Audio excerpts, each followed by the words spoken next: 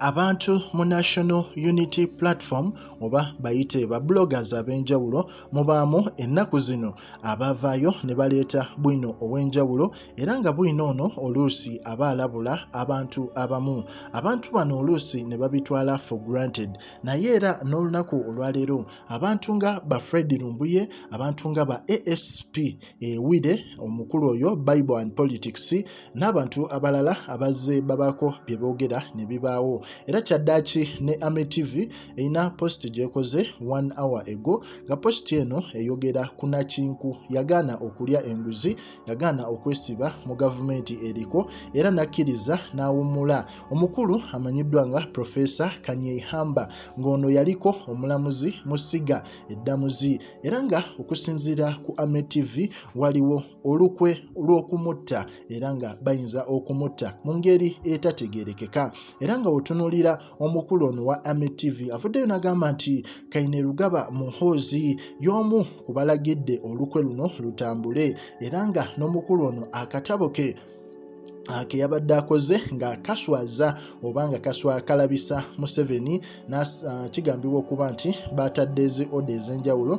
kagibweyo ku mikutu gyonna gye kateereddwako era nga omukulu owa Ame TV agamba nti bonna abali okumpi ne muzeeyi ono bagezeeko okuba nga bamulabula olw'ensonga nti we batakikole bajja kwekanga nga agenze ezira kumwa yet musajja akyali influential nnyo naddala mu nsonga eza politics mu ggwanga erya Uganda era nga ya endosinga oba yakkiririza mu Bobi Wine n'agamba nti omwana oyo ideologies ze zijja fuga eggwanga erya Uganda era n'amuwa emikisa gyonna okusobola okuba nga ayanguyizibwa okusobola okuba nga atuula ku ntebe ey'obukulembeze obw'eggwanga Uganda. Yadde akalulu ke kakwatibwamu naye nga ye yamuwa emikisa okusinziira ku myaka gye naye omulamuzi ono era azze akuba ebituli mu ssiga eddamuzi essaawa zino eririko n'ebintu bye bazze bakola nga bakubamu nnyo zino essiga eddamuzi eririko kati lyagulibwa era nga byonna bye bakola batambulira ku ntoli za regime oba gavumenti eriko naye mu mbeera eyo okulabula kuyise ku Ame TV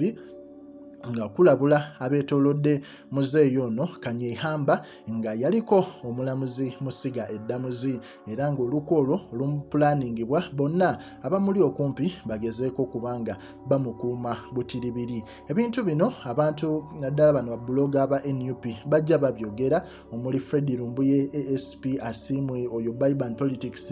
bavaayo ne boogera nono Ame TV ne boogera ebintu oluusi ne mubitekinga for granted kimala otuuka